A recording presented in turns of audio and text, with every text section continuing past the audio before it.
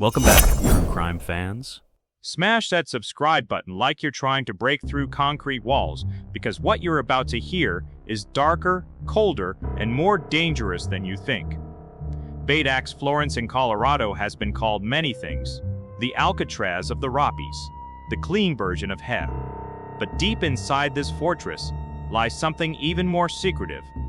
The H Unit. Prisoners call it the prison within the prison. To the Bureau of Prisons, it's just another wing. To everyone who's ever entered, it's a silent world where words themselves can be a crime. Unit is where the government enforces special administrative measures known simply as SAMs. To the uninitiated, that term sounds bureaucratic, almost dull. But in reality, SAMs are the sharpest blade in the government's arsenal, an order that can cut off a human being from the world more completely than any wall or razor wire ever could. The story begins with a man known only as Prisoner 900. He wasn't just another inmate. He was an international figure, a convicted terrorist whose communications were believed to be deadly weapons in themselves. Years earlier, messages smuggled out by his followers had led to bombings overseas. When he was transferred to ADX, the Attorney General signed off on SAMs, ensuring that not even his letters, his phone calls, or his whispers could leave his cell without government approval. Imagine this: a single concrete cell, dimensions no larger than a suburban bathroom, with a thick steel door. Inside, a man sits on a steel bunk, staring at blank walls. His letters are written under supervision, his phone calls are listened to in real time, and every word he speaks to his lawyer is recorded for review. He cannot speak to other inmates, he cannot see the general yard. His television plays pre-approved programming, and even that is heavily censored. For the Bureau, Hey Unit is a firewall, designed to stop words from killing, but for those inside, it is a psychological crucible. When investigative journalist Ava Brooks began digging into ADX in the late 2000s, she stumbled across sealed court documents. They revealed the names of a handful of men under SAMs, though most details were redacted.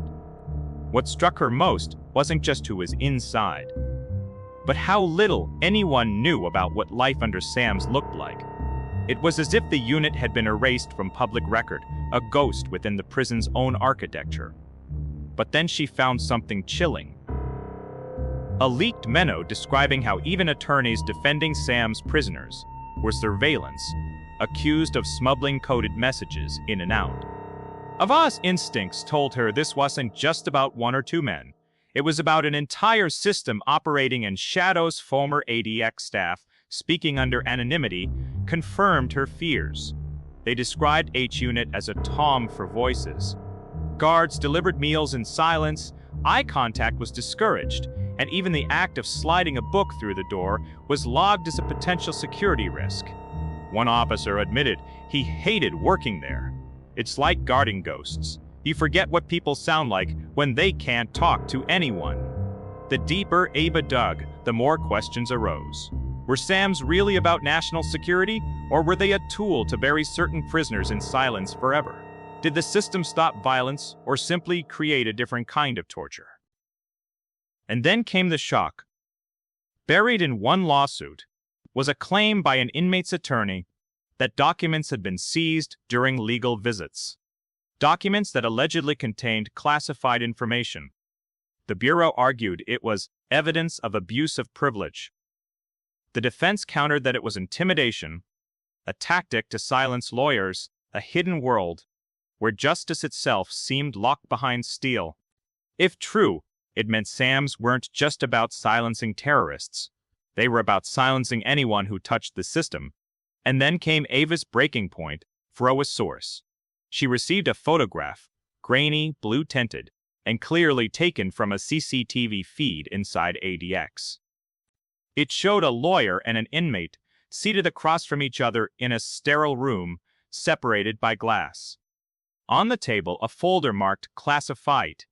Within days, her source vanished. His phone went dead. His email bounced back. Ava realized this was more than just a story. She had stumbled into a place where Vorid alive, and when she tried to reach out to the Bureau for comment, she received a simple cryptic reply. You're asking about a corridor that doesn't exist. That was the moment she knew. When Ava Brooks pressed send on her article draft, she thought she had won a small battle. It was nothing more than a summary, a piece questioning the secrecy of SAMs, their legality, their human toll.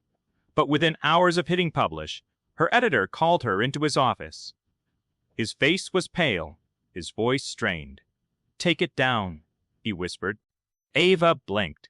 "What? Why?" "They're saying you included classified material. They're saying you shouldn't have had it." The photograph, the grainy CCTV still, had crossed a line.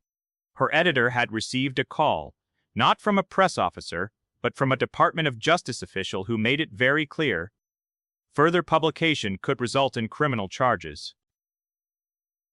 For Ava, that wasn't the end. It was the beginning. She started calling lawyers, civil rights advocates, even former wardens. Every call confirmed what she feared. SAMs were a kind of legal purgatory. Often in secret, a prisoner might finish his formal sentence and still remain under SAMs. Trapped, silenced, invisible. One former warden told her in hushed tones, "You want to know what H-Unit really is? It's a black hole. Once you're inside, you don't come out." The tension deepened when Ava's apartment was broken into one night. Nothing of value was stolen. Her laptop was still there, her phone untouched. But the one thing missing was the folder of notes she had kept on her desk, the ones with handwritten names of sources. She knew what it meant, a warning at the same time. Something strange happened inside ADKEX itself. Guards whispered about a prisoner in H-Unit who had stopped eating. His hunger strike lasted weeks, rumors leaked out. In a letter smuggled from an attorney's files, the prisoner wrote, "They can silence my voice, but they can't silence my body. If my body breaks, it will speak louder than my words." The Bureau responded the way it always did, silence, no press release, no acknowledgement. But Ava began to see a pattern. Each time an inmate resisted, even quietly, the government tightened the rules. One letter per week became one letter per month. One 15-minute phone call per month became none at all. And then came the story that shook her most. A defense lawyer, under anonymity, confided. "We're supposed to have attorney-client privilege," she said. "But in H-Unit, there is no such thing. Every word is recorded. You can feel it in the room. The microphones, the cameras. It's like trying to whisper in a hurricane." The danger wasn't just legal. Ava soon discovered one of her key sources inside the Bureau had been quietly reassigned, transferred to a distant facility in another state. No explanation, no farewell. Simply gone. The more she pulled at the threads, the clearer the picture became. Unit wasn't just a prison block. A place to test the boundaries of silence, to see how far the government could go before breaking not just bodies, but identities themselves. And then, late one night, Ava received a flash drive slid under her door. No note, no fingerprints, just a single drive containing a set of documents marked "Top Secret." She plugged it into her laptop with shaking hands. Inside was a memo, stamped with the seal of the Bureau of Prisons. It was dated just 6 months earlier. The subject line read, "Renewal of SAMs, Subject 900, H-Unit, ADX Florence." But the chilling part wasn't the renewal. It was the last line of the memo. SAMs remain necessary until subject's death. Ava sat frozen, staring at the words. It wasn't about national security anymore. It wasn't about justice, it was about permanence. The unit wasn't just designed to silence. It was designed to erase. Her phone buzzed on the table. "An unknown number," she answered, her heart racing. A deep voice, calm, deliberate. "You've seen too much now." And then the line went dead. The morning after the anonymous call, Ava Brooks stood at her window staring at the snow-capped Rockies in the distance. Somewhere out there, buried in the high desert outside Florence, Colorado, was H-Unit, the prison within the prison. And now she knew something that could end her career, maybe even her freedom. Sam's weren't temporary measures. They were life sentences written in invisible ink. Gave them at her last remaining source in a diner on the outskirts of Denver, a retired bureau psychologist, hands trembling as he stirred his coffee, slid a folder across the table. Read it. But when you're done, burn it. Inside were transcripts of therapy sessions, all stamped confidential. Inmate 900, the man whose Sam's would last until death. The words were haunting. I talk to myself so I don't forget the sound of my voice. I dream about crowds, not faces, just noise. Silence is the real punishment. Silence makes you disappear while you're still alive. The psychologist lowered his voice. That man has touched another human being in nearly 20 years. His heart is still beating, but in every way that matters, he's already gone. Ava felt the weight of the files pressing into her hands. She had her proof, but proof had never been enough. The next step was riskier than anything she had ever done. She drove to Florence and parked just beyond the perimeter fence where the towers loomed like sentinels over the frozen landscape. From there, she could see the faint outline of the H unit, a sealed box within the Supermax, its windows like blind eyes. A guard SUV slowed as it passed her headlights, sweeping across her windshield. She kept her head down until it moved on. Her phone buzzed again. Another unknown number. This time, she drafted her story. She laid out everything. The transcripts, the memo, the hunger strike, the surveillance of lawyers, the chilling phrase, until subject's death. She framed it not as an expose of one man, but as a warning. If a government could bury one prisoner alive in silence, what stopped it from doing so to others? Before she hit publish, she hesitated.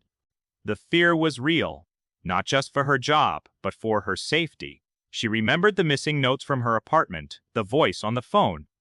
This wasn't a game anymore still. She pressed enter. The article went live at midnight. By dawn, it had gone viral. Civil rights groups shared it. Senators demanded hearings, and international outlets picked up the story. The phrase "the prison within the prison" trended worldwide, but the victory was short-lived. 2 days later, federal agents raided her apartment. They seized her laptop, her notes, even the flash drive. She was summoned to testify before a grand jury, accused of possessing classified material. Her words were out. The world now knew what 8 Unit really was. Not just a block for dangerous men, but a place where silence itself had been weaponized. The story ended not with a courtroom verdict or a press release, but with a whisper. Guards at ADX said that late at night, walking past the sealed doors of 8 Unit, they sometimes heard it. A soft, steady voice, repeating the same words over and over.